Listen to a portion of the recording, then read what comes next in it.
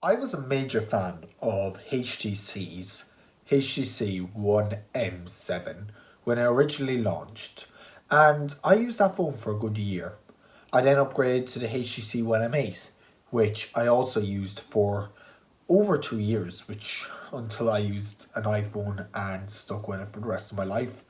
But the HTC One A9 was a comeback for HTC. It was a way of HTC saying, yes, we still can make great products, but they don't have to cost as much as a flagship. A flagship cost around €800 in 2015 when this phone launched. And this phone only cost up to 500. So this was a OnePlus level device. Great specs, for the price of a mid-range phone. I would not call this a budget phone because of the cost, but still quite impressive what it can achieve. Now let's take it from a 2020 perspective. How does this phone fare in comparison to other 2015 phones and maybe some 2020 phones? All that and more in this review.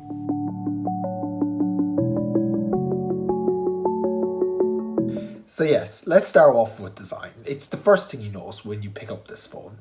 The phone has a 66.8% screen to body ratio.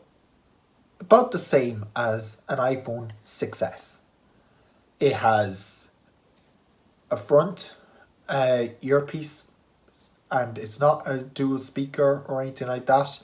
No stereo speakers on this thing. And it has a front facing camera. That is 7 megapixels, can shoot in 1080p 30 fps. It also has a home button, which is capacitive, that also acts as a fingerprint scanner. This is still a good looking device, I will mention. They do have a HTC logo on the front there. Yeah, I would fault them. Maybe it would have been nice if they didn't have that there. Of course, they learned their lesson on the HTC 10. This phone around back was heavily criticised for looking very similar to the iPhone 6 of that time. And that's a good thing. If you're going to copy a product, copy the good aspects of it. And that's exactly what this did. It's a glass and 2.5D unibody design. Antenna bands, yeah, the antenna bands look ugly, but they could be much, much worse if you look at the iPhone 6S from the time.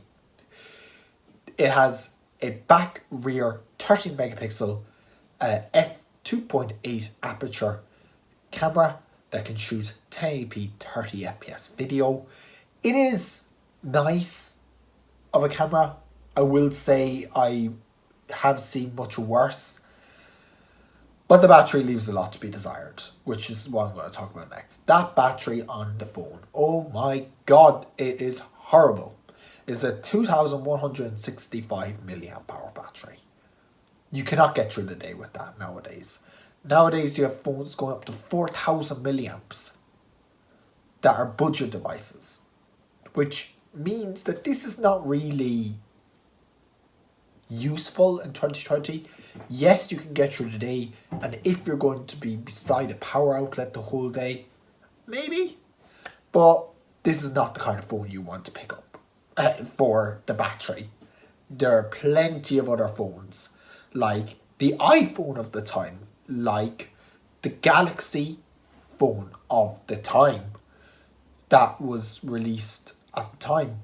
I believe it was the Galaxy S6 or the Galaxy S7. So this does not have a glass back. It is an aluminium design. It came in silver, gunmetal grey or grey, and red.